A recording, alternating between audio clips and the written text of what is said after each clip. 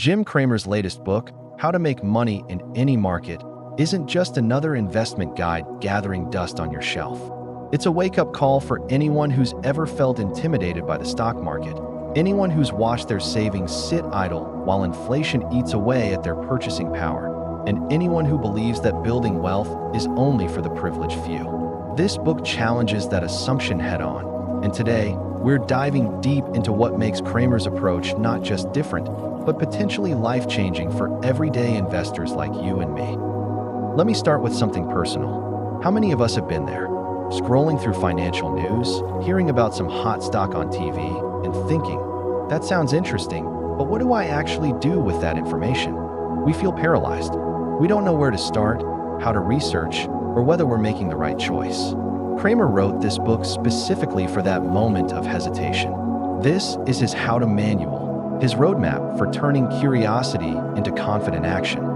What sets this book apart from his previous works is its practical, methodical approach. Where his earlier books chronicled his personal investment journey, this one gives you a checklist, a step-by-step process for building what he calls an intelligent and disciplined investment framework. It's not about gambling on meme stocks or chasing quick wins. It's about something far more powerful, creating sustainable wealth over time. Now, here's where Cramer gets radical, and I mean that in the best way. He directly challenges the modern investing gospel that says individual investors can't beat the market, that we should just put everything in index funds and forget about it. But Cramer doesn't reject index funds. Far from it. He actually recommends putting half your portfolio in them. What he's really saying is this: don't let anyone tell you that you're too unsophisticated to pick individual stocks. With the right tools and the willingness to do your homework, you absolutely can. And here's the game changer that makes his timing perfect. 20 years ago, the information gap between professional investors and ordinary people was massive. Cramer himself talks about having to go to the library and scroll through months-old microfilm just to do basic research. But today we have artificial intelligence. We have ChatGPT, Perplexity, and other AI tools that can analyze companies, compare competitors, and surface insights in seconds. Cramer calls AI the great equalizer, and he's right. The playing field has been leveled in a way that's never existed before in financial history. Let me tell you how Cramer actually uses these tools. Before going on air, he needed to compare two gold mining stocks, Barrick and Agnico Eagle. In the past, that would have taken hours of digging through reports. With AI, he did it in minutes. And this is crucial, he emphasizes that AI frequently makes mistakes. You can't just blindly trust what it tells you. You still need to verify, to fact-check, to do that homework he's always talking about. AI is a powerful assistant, but you're still the decision maker. So what does Cramer's actual investment philosophy look like in practice? It's built on one core principle: investing, not trading. He's not interested in day trading, in flipping stocks for quick profits, in chasing the latest viral sensation. He wants you to think long-term. He talks about buy and hold, but even better, buy and homework. That means you don't just purchase a stock and forget about it. You continue researching the company, reading their earnings reports, listening to their conference calls, staying engaged. Why does this matter so much? Because compound interest, the eighth wonder of the world according to Einstein, only works when you give it time. Cramer shares his own story of living in his car as a young man, saving $10 to $50 a month. That discipline, that consistency over time, eventually became significant wealth. He doesn't want you to end up like so many people who work their entire lives and still can't afford to retire. The key is starting early, staying consistent, and letting time do the heavy lifting. Now let's talk about how to actually build your portfolio. Cramer proposes what I think is a brilliantly balanced approach. Half your money goes into index funds. This gives you stability, market-wide diversification, and captures the overall growth of the economy. No stress, no constant monitoring required. That's your foundation. The other half, that's where it gets interesting. Cramer suggests thinking of this as 5 slots. 4 of those slots should hold genuinely good companies, stocks you've researched thoroughly, businesses you understand and believe in for the long haul. Maybe it's Apple because you use their products every day and see the ecosystem they've built. Maybe it's a company in an industry you work in, where you have insider knowledge not from confidential information, but from understanding the sector deeply. And here's where Cramer shows his understanding of human nature. He knows we all have that itch to speculate, to take a shot on something exciting. So he gives you one slot, just one, for that speculation. Maybe it's hydrogen fuel cells. Maybe it's some emerging technology you find fascinating. He's not saying don't dream. He's saying dream within a disciplined framework. If that one speculative bet doesn't work out, your other 4 solid holdings and your index fund foundation will protect you. Let me pause here and talk about something that really resonates with me, and I think it will with you too. Cramer is deeply concerned about younger investors, particularly Generation Z. He sees them pouring money into meme stocks, zero-day options, and other highly speculative instruments. Why? Because many young people feel like traditional wealth building is out of reach. They think the only way out of their economic situation is to shoot for the moon, to hit it big with one incredible trade. Cramer understands that frustration, but he's trying to redirect that energy. His message to young investors is simple and powerful. Look at the companies you interact with every day. You love Robinhood's app? Research the company behind it. You can't live without your iPhone. Maybe Apple belongs in your portfolio. You're not looking for the next lottery ticket. You're looking for businesses with real products, real customers, real growth potential that you can observe in your daily life. This is where doing your homework becomes concrete and practical. Cramer dedicates significant space in the book to teaching you how to read a balance sheet, how to analyze an income statement, how to listen to earnings calls, and know what questions management is dodging. About 20 pages are devoted just to understanding balance sheets, because he believes this financial literacy is non-negotiable if you're going to own individual stocks responsibly.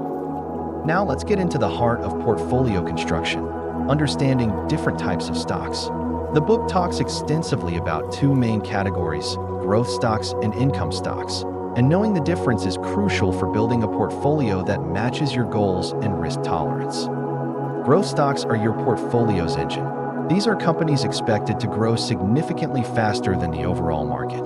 Think technology firms, innovative businesses, companies that are reinvesting most of their profits back into expansion rather than paying dividends. Your return comes primarily from the stock price going up over time. The risk is higher, but so is the potential reward. These are your Apple, your Nvidia, your companies that could multiply your investment several times over if you pick right and hold long enough. Income stocks, on the other hand, are your portfolio's stability. These are mature, established companies that generate consistent profits and return cash to shareholders through regular dividends. Your return comes not just from potential price appreciation, but from that steady stream of income. Think utilities, consumer staples, companies in stable industries. They might not double overnight, but they provide reliability and cash flow. Cramer even highlights that some income stocks offer both dividends and growth potential, the best of both worlds. The genius of Cramer's approach is that he doesn't make you choose. You need both. Growth stocks give you the upside to build real wealth. Income stocks give you the stability to weather downturns and the cash flow to reinvest or cover expenses. Together, they create a portfolio that can thrive in any market environment, which is exactly what the book's title promises. Speaking of market environments, Cramer has an interesting take on where we are right now. He talks about 2 economies existing simultaneously. One is booming, the AI and technology economy, where companies like Nvidia and Meta are thriving.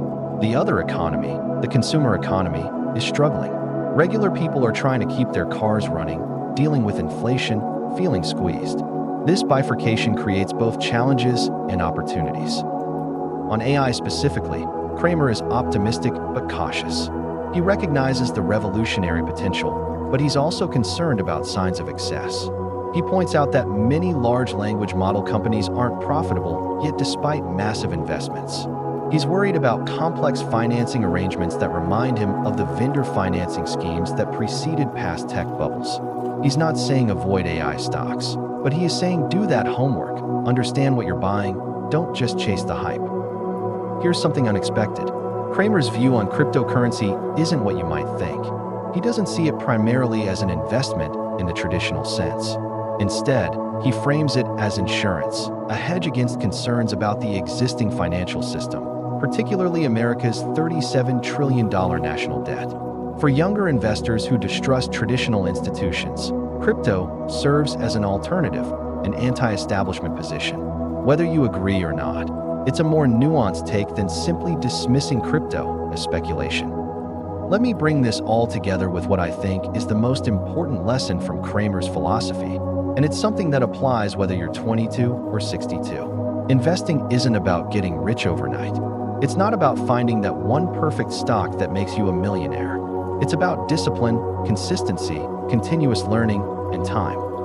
Cramer's own work ethic is almost superhuman. He wakes up at 3:15 in the morning, works out for 90 minutes, then spends his day reading the Financial Times, the Wall Street Journal, Bloomberg, going through 700 emails, many containing analyst reports, listening to conference calls, preparing for his shows.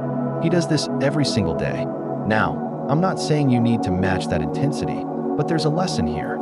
Successful investing requires effort. It requires staying informed, being curious, constantly learning. What can you actually take from this book and apply to your life starting today? First, stop being afraid of the market. The barriers to entry have never been lower. You can start with small amounts. You have access to information that was once reserved for professionals, and you have tools like AI to help you research. Second, resist the temptation to speculate wildly. One slot in your portfolio, remember? The rest should be thoughtful, researched, long-term positions. Third, do your homework. Read about the companies you're considering. Understand what they do, how they make money, what risks they face. Fourth, think in years and decades, not days and weeks. Let compound interest work its magic. And finally, remember why you're doing this. You're not trying to beat some hedge fund manager or prove how smart you are. You're building financial security for yourself and your family. You're creating options and freedom. You're ensuring that you won't still be working at a job you hate when you're 70 because you have no choice. Jim Cramer's message is ultimately one of empowerment. You don't need to be wealthy to start investing. You don't need an MBA or insider connections. You need curiosity, discipline, the willingness to learn, and the patience to let your investments grow. In any market, bull or bear, booming or crashing, those principles will serve you well. That's how you make money in any market, and that's the lasting wisdom of this book.